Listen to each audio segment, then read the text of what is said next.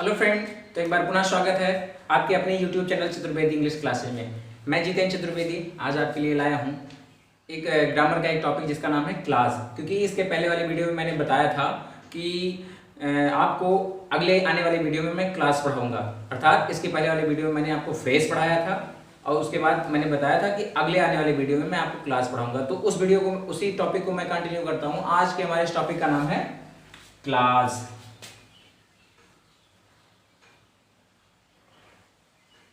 Class class means होता है उपवाक्य। Class means होता है उपवाक्य। इट मीन्स क्लास होता क्या है। सबसे इंपॉर्टेंट बात यह है कि अंग्रेजी व्याकरण में या इंग्लिश ग्रामर में अगर हमने कहा क्लास, तो क्लास ये होता क्या है, ये कहाँ से आता है, इसका क्या फॉर्मेशन होता है, इसके काइंड क्या होते हैं। तो मैं इस वीडियो के माध्यम से ये सारी चीजें आपको बताऊंगा। तो सबसे पहले हम ये जानने का प्रयास करते हैं कि क्लास होता क्या है। क्लास क्या होता है? कहता है अ ग्रुप ऑफ वर्ड्स,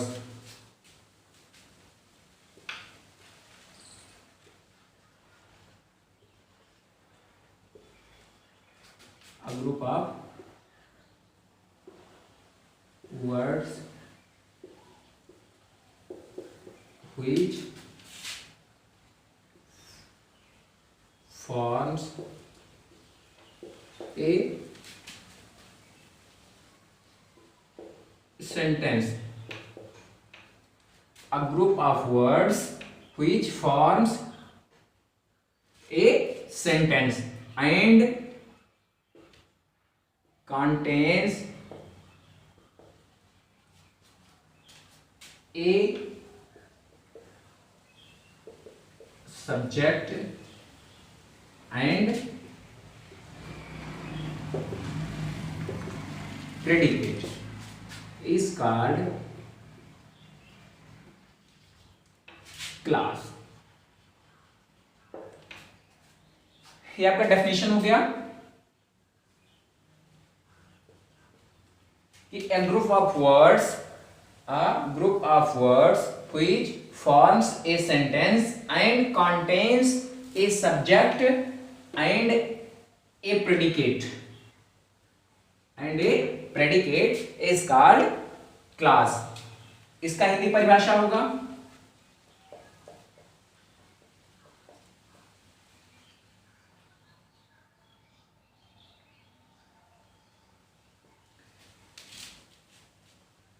कहता है शब्दों का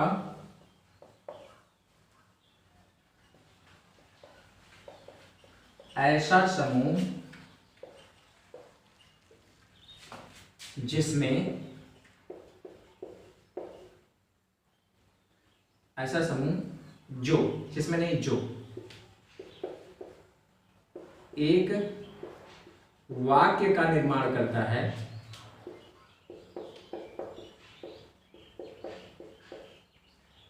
एक वाक्य का निर्माण करता है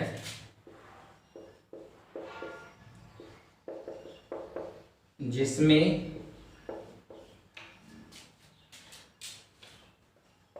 एक कर्ता और एक विधेय पाए जाते हैं, विधेय पाए जाते हैं, उपवाक्य कहलाती है। उपवाक्य कहलाती है, अर्थात शब्दों का ऐसा समूह जो एक वाक्य का फॉर्मेशन करता हो, जो कि एक सेंटेंस का फॉर्मेशन करता हो, जिसमें कम से कम एक सब्जेक्ट हो और एक प्रेडिकेट। प्रेडिकेट आप जानते हैं कि उस प्रेडिकेट में आपका वर्ब भी हो सकता है, ऑब्जेक्ट भी हो सकता है और अदर वर्ड भी हो सकते हैं। तो क्लास के फॉर्मेशन में सबसे ज्यादा इंपॉर्टेंट बात यह होती है कि उस क्लास में कम से कम एक सब्जेक्ट हो और कम से कम एक वर्ब हो, जिससे सेंटेंस का फॉर्मेशन कंप्लीटली हो जाए। क्योंकि जानते हैं आप कि जब सेंटेंस का फॉर्मेशन होता है तो उसमें एक सब्जेक्ट और एक वर्ब कंपलसरी होता है। विदाउट अ वर्ब और without a subject can not be a sentence, it can not be a sentence, अर्थात बिना सब्जेक्ट के या फिर बिना वर्ब के कोई भी वाक्य सेंटेंस मतलब कोई भी जो ग्रुप ऑफ वर्ड्स होता है वो सेंटेंस नहीं हो सकता। तो ये चीजें हमने बताया आपको डेफिनेशन में कि a group of words which forms a sentence and contains a subject and a predicate is called class, अर्थात शब्दों का ऐसा समूह जो एक वाक्य का निर्माण करता है जिसमें एक कर्ता और एक विधेय पाए जाते हैं उपवाक्य कहलाता है। अर्थात आपके क्लास होने में सबसे मस्ट ये है कि उसमें एक सब्जेक्ट होना चाहिए और एक वर्ब होना चाहिए। तो ये आपका हो गया क्लास का डेफिनेशन। फिर से एक बार मैं बता देता हूं एग्जाम्पल के माध्यम से, जैसे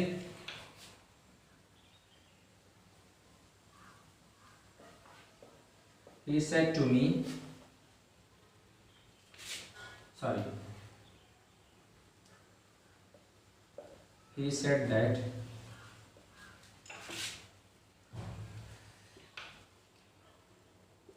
he was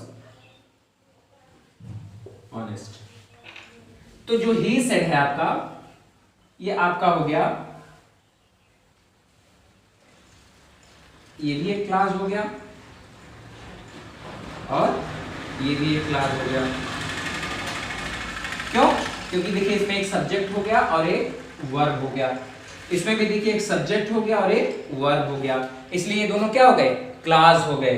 ये इसमें देखिए एक सब्जेक्ट एक वर्ब, एक सब्जेक्ट एक वर्ब और एक कंजंक्शन से जुड़ा हुआ है। तो कभी कभी क्या होता है, क्लास का सबसे कहते हैं मेनली उपयोग जो होता है, मेनली यूज जो होता है वो सेंटेंस को ऐड करने के लिए किया जाता है, सेंटेंस को सिंथेसिस करने के लिए किया जाता है। तो सिंथेसिस करने के लिए अलग अलग टाइप के कंजंक्शन होते हैं जिनका उपयोग करके हम दो सेंटेंसेस को एक में कंबाइन करते हैं।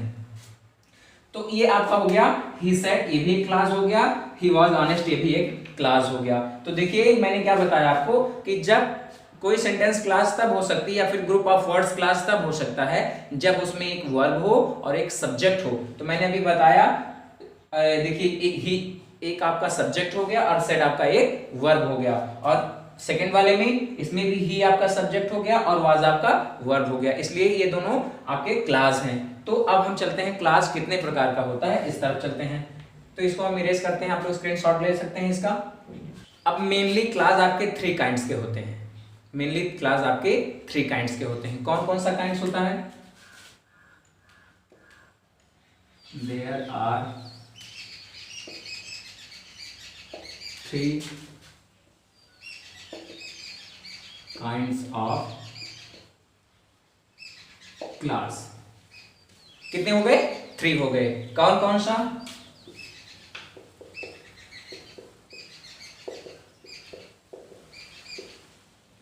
प्रिंसिपल क्लास, इसे कहते हैं प्रधान उपवाक्य, प्रधान उपवाक्य। अभी मैं क्लियरली सबको बताऊंगा एक एक क्लास को डिफाइन करके। पहले आप ये देख लीजिए कि 3 प्रकार के कौन कौन। कोऑर्डिनेटिंग क्लास,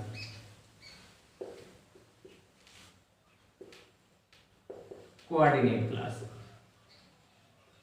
इसे कहा जाता है संयुक्त उपवाक्य।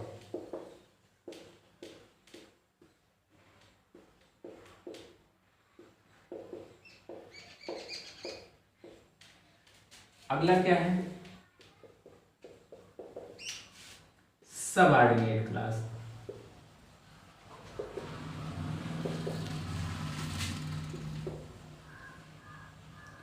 इसे कहते हैं आश्रित उपवाक्य। क्या कहा जाता है? आश्रित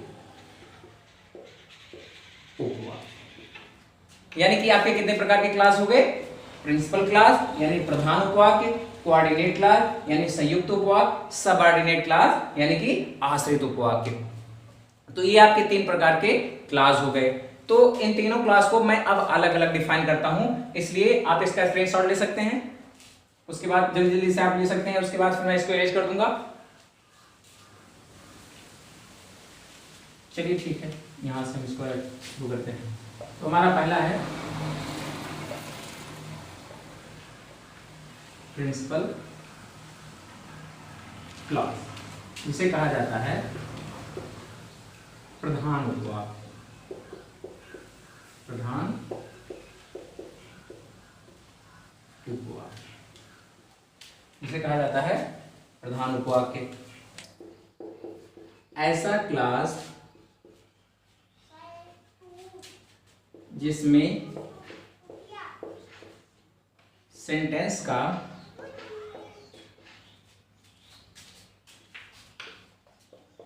मेन वर्ब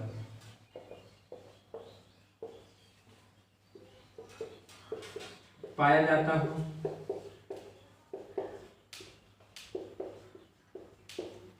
और उस क्लास का अर्थ स्वतः स्पष्ट हो जाता हो,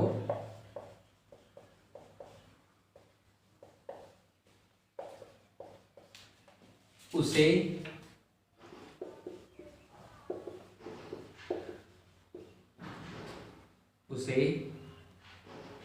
प्रधान उपवाक्य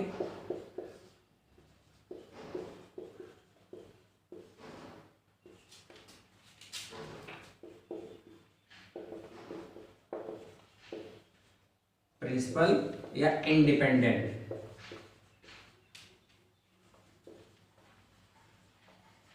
इंडिपेंडेंट क्लास या फिर मेन क्लास, इसे मेन क्लास भी कहा जाता है,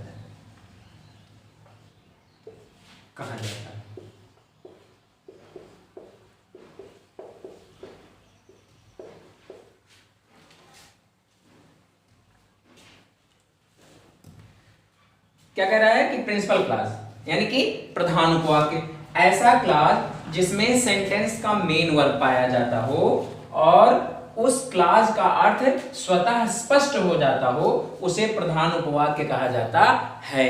एग्जाम्पल के थ्रू हम देखेंगे कि जैसे I know that he is honest,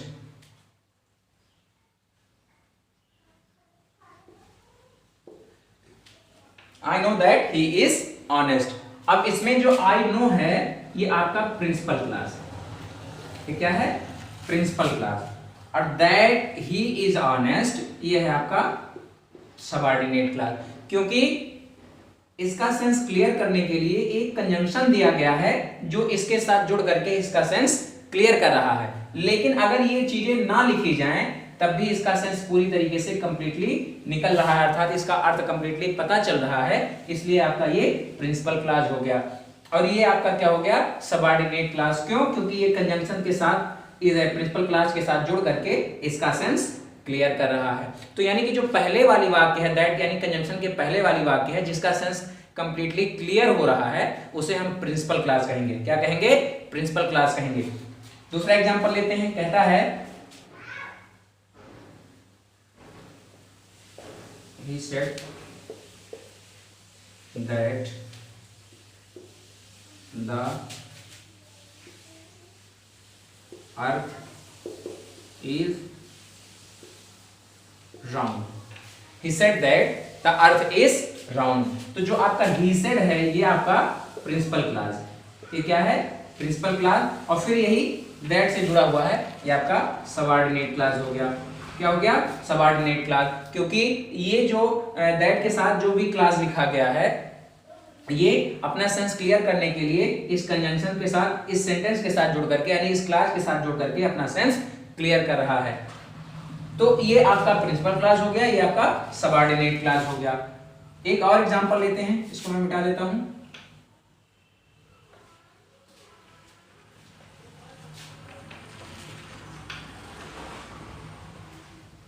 जैसे दे rested when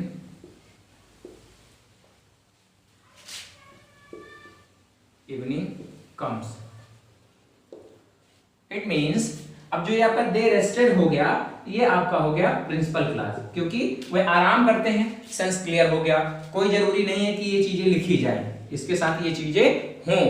तो ये आपका कंप्लीटली क्या हो गया, सेंस इसका क्लियर हो गया कि वे आराम करते हैं, तो उसका सेंस क्लियर हो रहा है, उस सेंटेंस का सेंस क्लियर, जिसमें देखिए एक सब्जेक्ट है और एक वर्ब है। हमने बताया कि क्लास होने के लिए सबसे इंपॉर्टेंट बात यह है कि उस ग्रुप ऑफ वर्ड्स में एक सब्जेक्ट होना चाहिए और एक वर्ब होना चाहिए, अर्थात एक सब्जेक्ट हो और एक प्रेडिकेट हो।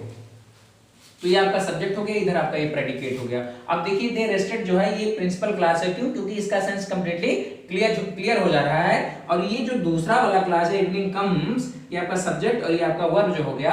अब इसमें एक कंजंक्शन लगा हुआ है, व्हेन क्या है, कंजंक्शन लगा हुआ है। अब अगर ये कंजंक्शन हटा दिया जाए तो ये तभी ये क्लास अलग हो जाएगा, तब ये प्रिंसिपल क्लास हो जाएगा। लेकिन यहाँ पे इस सेंटेंस में इसका सेंस क्लियर करने के लिए इस कंजंक्शन के साथ इस सेंटेंस इस क्लास के साथ इसको जोड़ा गया है, तब इसका सेंस क्लियर हो पा रहा है। इसलिए ये आपका हो गया सबऑर्डिनेट क्लास और ये आपका हो गया प्रिंसिपल क्लास।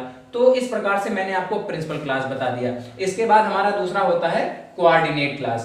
क्या होता है दूसरा? कोऑर्डिनेट क्लास अर्थात संयुक्त वाक्य। अर्थात दूसरा हमारा होता है कोऑर्डिनेट क्लास।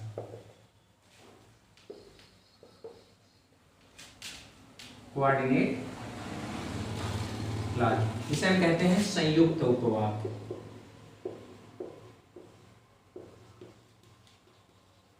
क्या कहा जाता है? संयुक्त उपवाक्य।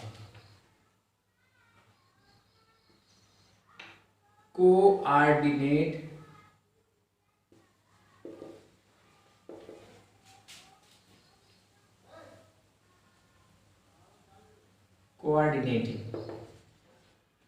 Coordinating conjunction.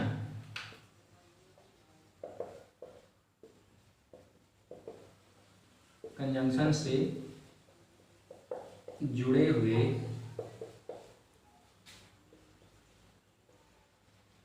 क्लास को कोऑर्डिनेट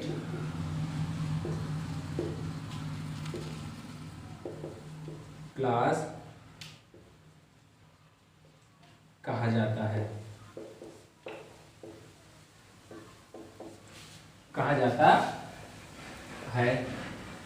इसका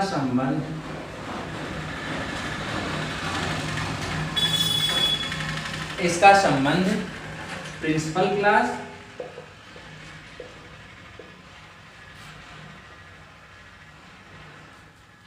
या सबऑर्डिनेट क्लास।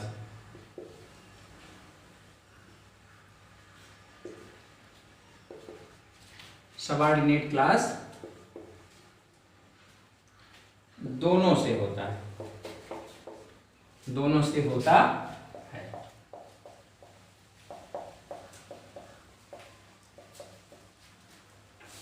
इसका संबंध प्रिंसिपल क्लास और सबऑर्डिनेट क्लास दोनों से होता है। अब देखिए सबसे इंपॉर्टेंट बात यह है कि हमने आपको बताया कि जो आपका कोऑर्डिनेट क्लास होता है वो कोऑर्डिनेटिंग कंजंक्शन से जुड़ा होता है। तो सबसे इंपॉर्टेंट बात यह होती है कि आपको जानना यह जरूरी है कि कोऑर्डिनेटिंग कंजंक्शन होते क्या हैं। तो मैं आपको बताता हूं कोऑर्डिनेटिंग कंजंक्शन, पहले आप जान लीजिए, तब आप क्लियर हो पाएंगे कि कोऑर्डिनेट क्लास है क्या। तो हम बताते हैं आपको coordinating conjunction.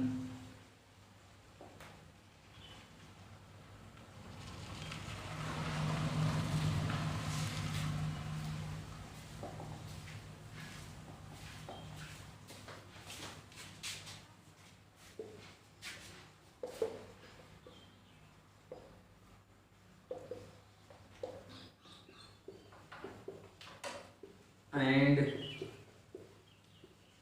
but yet as well as so not only ...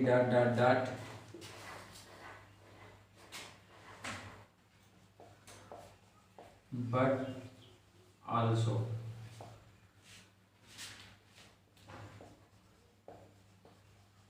neither ... nor either dot dot dot और फिर आर, फिर नॉर, उसके बाद फिर for,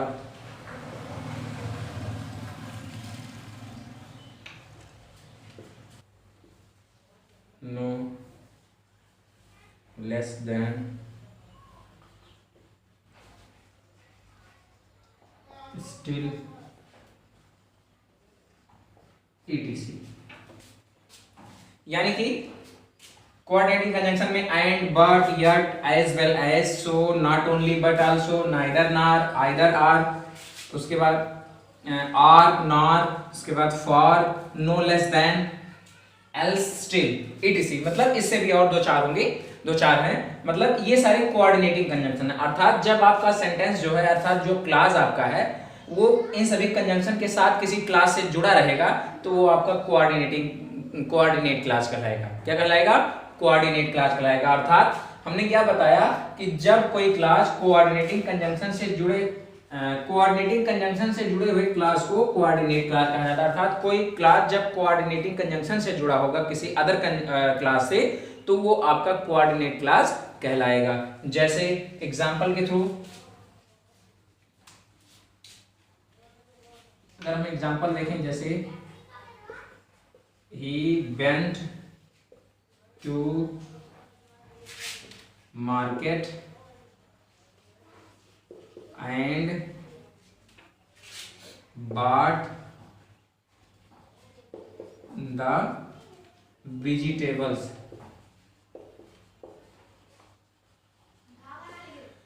He went to market and bought the vegetables। तो ये he went to market ये आपका हो गया प्रिंसिपल क्लास, यानी कि इसका सेंस जो है वो आपका क्लियरली कंप्लीट हो जा रहा है। और bought the vegetables जो है ये आपका हो गया कोऑर्डिनेट क्लास। क्या हो गया? कोऑर्डिनेट क्लास हो गया। और इसमें कंजंक्शन कौन सा यूज हुआ है? एंड। ये आपका है कंजंक्शन।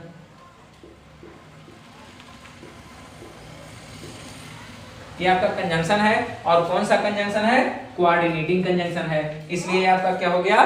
कोऑर्डिनेट क्लास हो गया। इस प्रकार से कि जब कोई दो क्लास कोऑर्डिनेटिंग कंजंक्शन से जुड़े होंगे तो बाद वाला क्लास आपका क्या होगा? कोऑर्डिनेट क्लास होगा। और पहले वाला आपका प्रिंसिपल क्लास होगा। दूसरा एग्जांपल होगा, जैसे हम दूसरा एग्जांपल आपको बताते हैं दूसरे एग्जांपल के थ्रू। दूसरा एग्जांपल है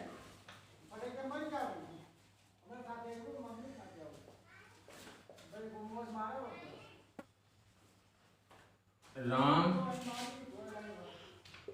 is singing but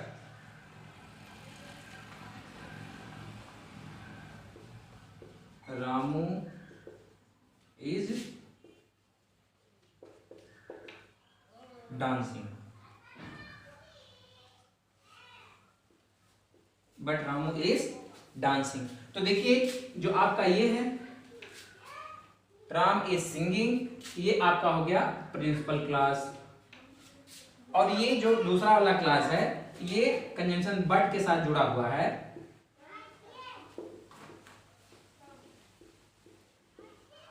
conjunction but के साथ इस प्रिंसिपल क्लास के साथ जुड़ा हुआ है, तो इसे आपका हो गया ये कोऑर्डिनेटिंग यानी कोऑर्डिनेट क्लास हो गया। अर्थात हमने बताया आपको कि जब कोई क्लास कोऑर्डिनेटिंग कंजंक्शन से किसी अदर क्लास से जुड़ा, कोऑर्डिनेटिंग कंजंक्शन के साथ किसी अदर क्लास से जुड़ा होता है तो वो आपका कोऑर्डिनेट क्लास कहलाता है। इस प्रकार से हमारा दूसरा हो गया कोऑर्डिनेट क्लास। अब हम तीसरे क्लास की तरफ बढ़ते हैं जो हमारा होगा सबऑर्डिनेट क्लास। तीसरा हमारा होगा सबऑर्डिनेट क्लास। तीसरा हमारा है सबऑर्डिनेट क्लास।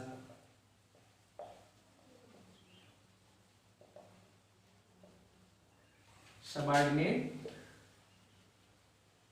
क्लास जिसे कहा जाता है आश्रित उपवाक।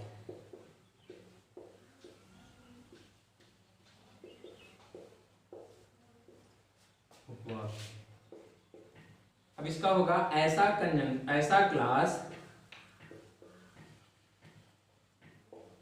जो सबऑर्डिनेटिंग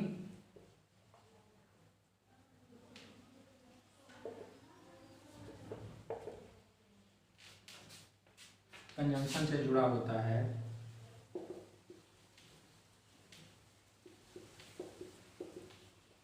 सबऑर्डिनेटिंग कंजंक्शन के साथ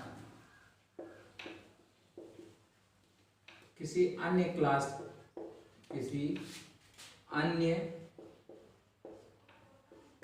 से जुड़ा होता है,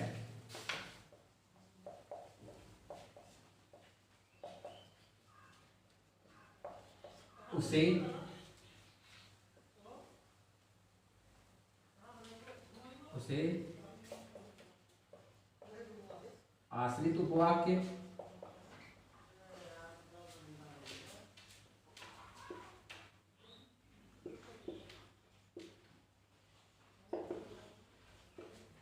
सबऑर्डिनेट या फिर डिपेंडेंट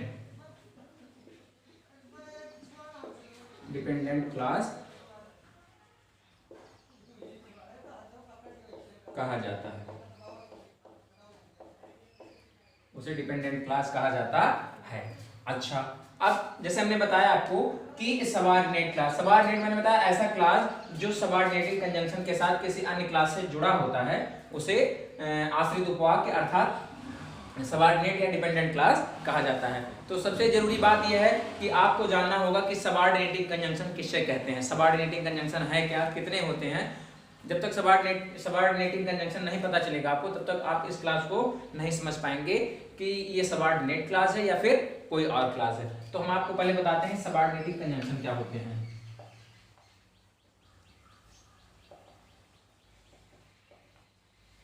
सबऑर्डिनेटिंग कंजंक्शन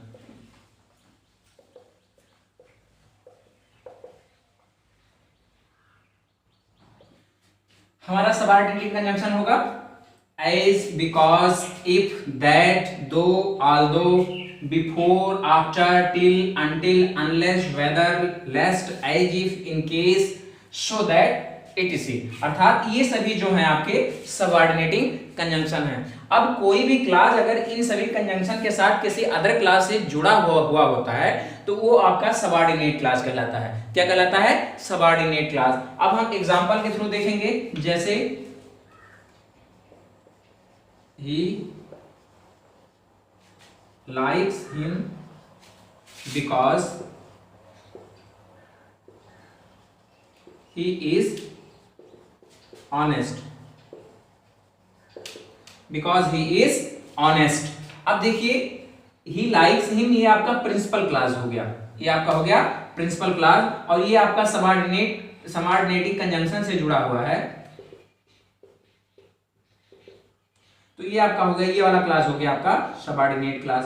अर्थात जब कोई क्लास किसी अन्य क्लास से सबऑर्डिनेटिंग कंजंक्शन के साथ जुड़ा हुआ होता है तो वो आपका सबऑर्डिनेट क्लास कहलाता है। दूसरा एग्जांपल, जैसे he told me that I am your brother, उसने मुझसे कहा कि टेंस चेंज हो जाएगा इसका, जब हम इनडायरेक्ट में बनाएंगे तो हो जाएगा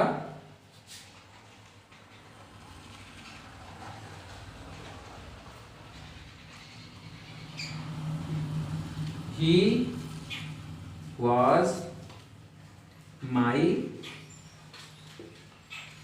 ब्रदर।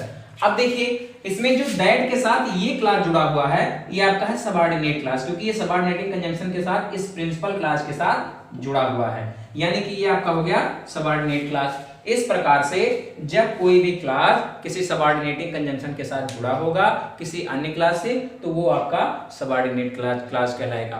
अब इस प्रकार से ये आपका हो गया सबऑर्डिनेट क्लास। इसको इन तीनों क्लास को जानना इसलिए जरूरी होता है क्योंकि इसके बाद आप पढ़ेंगे सिंथेसिस या फिर ग्रामर का कोई अन्य पार्ट से ट्रांसफॉर्मेशन वगैरह पढ़ते हैं, तो ये सारी चीजें बहुत ही ज्यादा यूजफुल हैं, बहुत ही ज्यादा उपयोगी हैं, क्योंकि इसके ज्ञान के बिना आप सिंथेसिस पूरी तरीके से कंप्लीटली नहीं पढ़ सकते हैं। जब आप सिंथेसिस पढ़ने का प्रयास करेंगे तो इसकी जानकारी आपको वहां होनी चाहिए और इसकी जरूरतें आपको पढ़ती रहती हैं। तो इस प्रकार से ये हमारा तीनों क्लास हो गया। अब सबसे इंपॉर्टेंट बात यह है कि जो हमारा सबऑर्डिनेट क्लास होता है वो तीन प्रकार का होता है। कौन कौन? नाउन क्लास, एडजेक्टिव क्लास और एडवर्ब क्लास। यानी कि हमारा सबऑर्डिनेट क्लास कितने प्रकार का हो गया? तीन क्लास का, नाउन, एडवर्ब और एडजेक्टिव। तो मैं अब आपको बता देता हूं कि तीनों क्लास कैसे होते हैं, सबऑर्डिनेट क्लास के तीनों प्रकार कैसे होते हैं।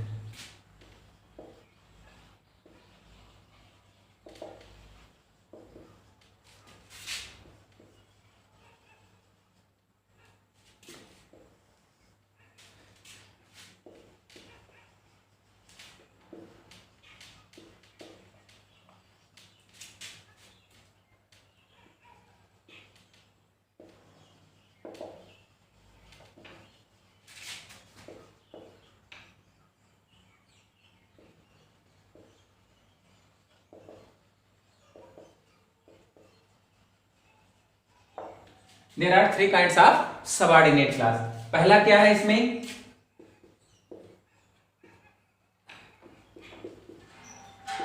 Noun clause. दूसरा है आपका एडजेक्टिव क्लास।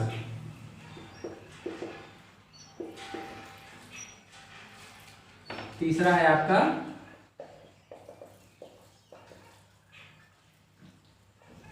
Adverb class. कितने कितने क्लास हो गए सबऑर्डिनेट क्लास के? तीन class, noun class, adjective class और एडवर्ब क्लास। अब हम आपको बताएंगे नाउन क्लास।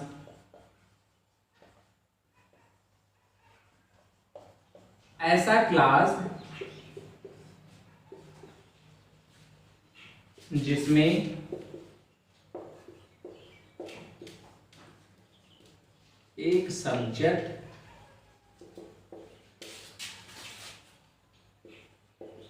और एक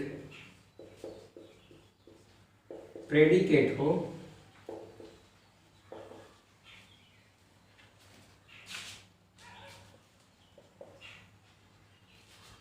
और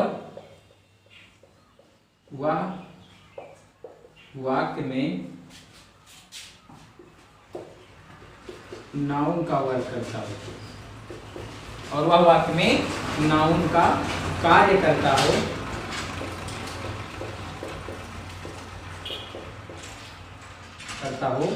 उसे नाउन क्लास कहा जाता है। क्या कहा जाता है? Noun class. उसे क्या कहा जाता है? नाउन क्लास कहा जाता है।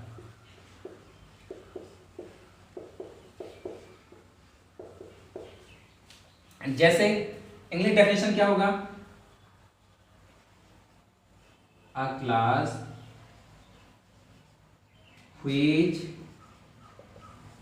contains a subject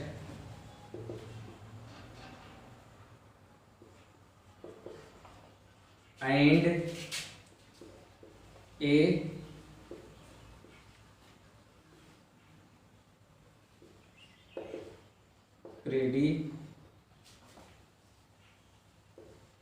predicate of its own and works as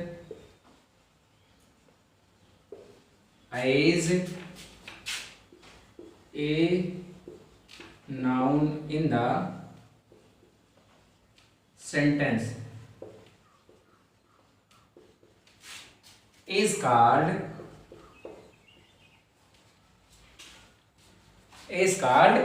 noun class।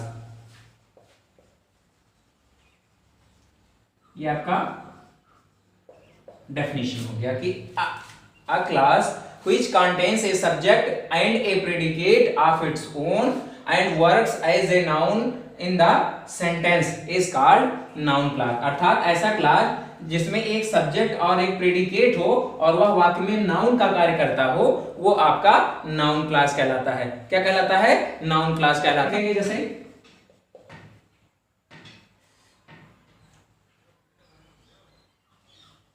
I suppose that the train will arrive at right time। अब देखिए ये जो the train will arrive at right time है, इसमें देखिए एक सब्जेक्ट है और एक इधर ये प्रेडिकेट है, और ये एज अ नाउन का वर्क कर रहा है। इस सेंटेंस में एज ए नाउन का वर्क कर रहा है कि जिसके बारे में बताया जा रहा है ट्रेन, वो आपका नाउन है। तो इस प्रकार से ये आपका हो गया नाउन क्लास हो गया, नाउन सबऑर्डिनेट क्लास हो गया, अर्थात सबऑर्डिनेट क्लास में ये नाउन क्लास हो गया। जैसे अगला, he expected that he would get the first prize. तो जो ये दैट के साथ लिखा है, he would get the first prize, ये आपका नाउन क्लास है, एज ए नाउन वर्क कर रहा है। क्लियर? तो ये आपका हो गया नाउन क्लास, ये आपका हो गया नाउन क्लास। अब इसमें देख लीजिए, ये नाउन सबऑर्डिनेट क्लास हो गया, सबऑर्डिनेटिंग कंजंक्शन के साथ जुड़ा हुआ है। ये आपका दैट सबऑर्डिनेटिंग कंजंक्शन है, और ये आपका हो गया सबऑर्डिनेट क्लास। और सबऑर्डिनेट क्लास में कौन सा क्लास हो गया? नाउन क्लास हो गया। ये आपका हो गया प्रिंसिपल क्लास, और ये आपका हो गया सबऑर्डिनेट क्लास। सबऑर्डिनेट क्लास में आपका हो गया नाउन क्लास। अब ये रहा हमारा नाउन क्लास। अब हम चलते हैं एडजेक्टिव क्लास की तरफ। हमारा एडजेक्टिव क्लास होगा दूसरा, हमारा है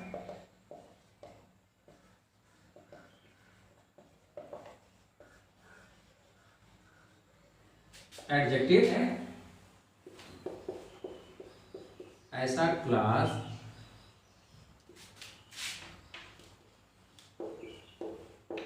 जिसमें अपना सब्जेक्ट और प्रेडिकेट हो, और वाक्य में यह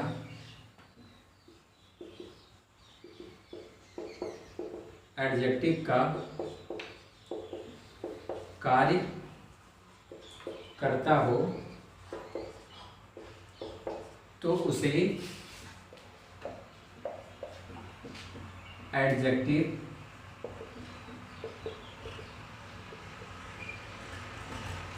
क्लास कहा जाता है। जैसे इंग्लिश में क्या होगा definition? A class which contains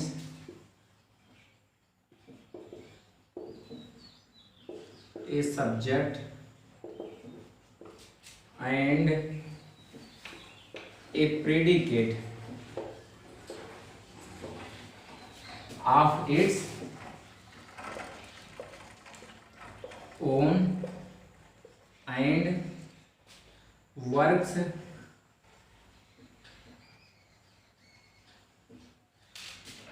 as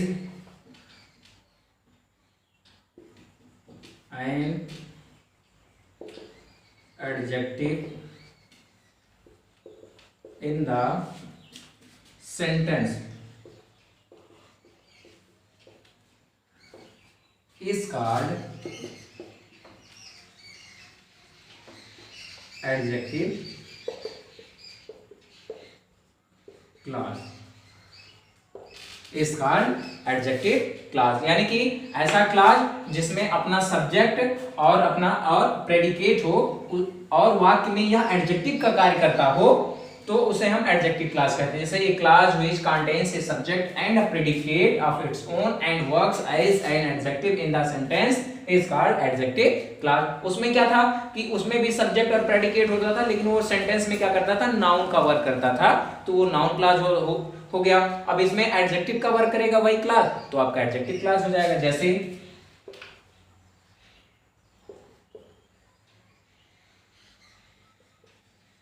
the chair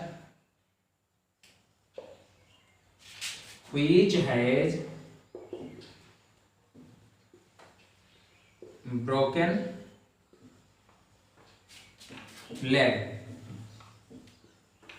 is mine। तो which has broken leg जो है वो आपका क्या है, क्या कहते हैं, एडजेक्टिव सबऑर्डिनेट क्लास। अर्थात ये which has broken leg जो है ये एडजेक्टिव क्लास है। क्या है, एडजेक्टिव क्लास, क्योंकि ये जो क्लास है ये इस चेयर को क्वालिफाई कर रहा है, अर्थात इस नाउन को यानी इस सब्जेक्ट को आप क्वालिफाई कर रहा है, और यहाँ एज ए एडजेक्टिव का यूज हुआ है। अब देख लीजिए इसमें ये सब्जेक्ट भी है, सॉरी व्हिच मतलब इस चेयर के लिए आया है, तो ये इसको सब्जेक्ट एज अगर मान लिया जाए इसके चेयर के परिप्रेक्ष्य में, तो ये आपका the chair has broken leg is mine, अर्थात वो कुर्सी जिसका पैर टूटा हुआ है वो मेरा है। अब देखिए इसमें वर्ब भी हो गया और प्रेडिकेट मतलब सब्जेक्ट भी हो गया और प्रेडिकेट हो गया, और ये किसका वर्क कर रहा है, एडजेक्टिव का वर्क कर रहा है। अगला एक देखिए, the shirt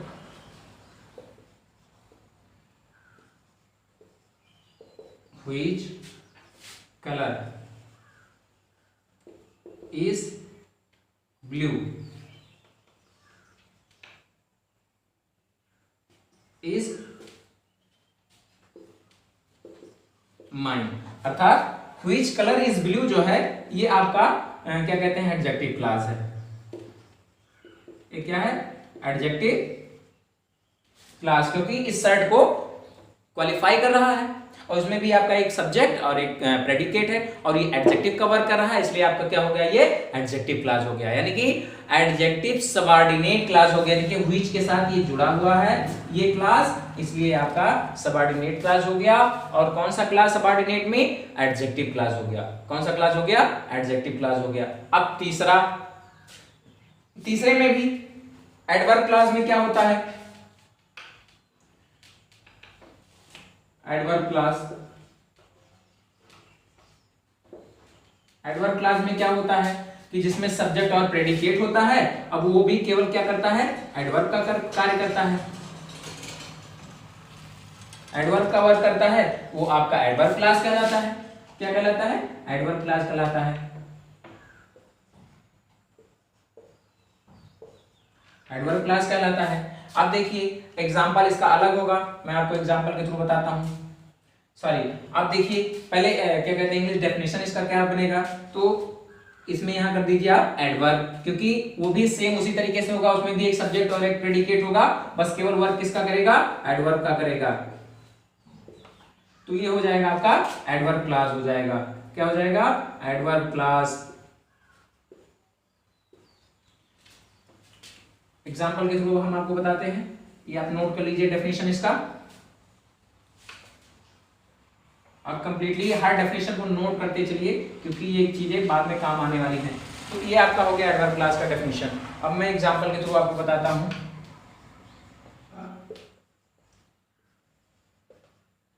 He runs so fast that I could not chase him। वो इतना तेज भागा मैं उसका पीछा नहीं कर सका। तो he runs so fast ये आपका हो गया प्रिंसिपल क्लास, और ये दैट के साथ ये जुड़ा है ये क्लास, तो ये हो गया सबऑर्डिनेट क्लास, और ये सबऑर्डिनेटिंग कंजंक्शन है। तो ये दैट जो है आपका सबऑर्डिनेटिंग कंजंक्शन है, और ये क्लास इस दैट के साथ इस प्रिंसिपल क्लास से जुड़ा हुआ है। अब जो ये सबऑर्डिनेट क्लास है ये किसका वर्क कर रहा है, ये एज एडवर्ब का वर्क कर रहा है, क्योंकि वो इतना तेज भगा है, वो भागने को क्लियर कर रहा है कि वो इतना तेज भगा कि वो उसका पीछा नहीं कर पाया। तो ये हो गया आपका एडवर्ब क्लास। ये क्या हो गया, adverb class. Adverb subordinate class हो गया। ये क्या हो गया? Adverb subordinate class.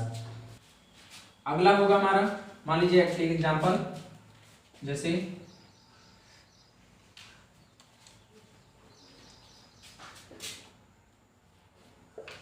he is wiser than I thought, अर्थात वो इतना चालाक है जितना मैं सोचा था।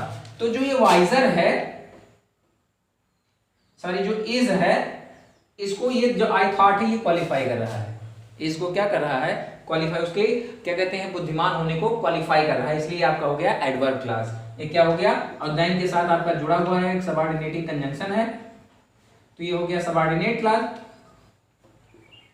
ये हो गया आपका सबऑर्डिनेट क्लास, और सबऑर्डिनेट क्लास में आपका हो गया एडवर्ब क्लास। तो इस प्रकार से हमने आज आपको क्लास पूरा कंप्लीटली बता दिया।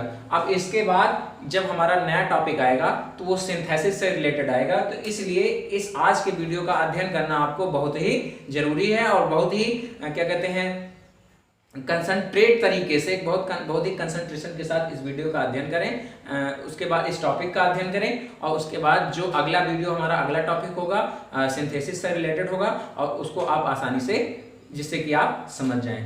Thank you.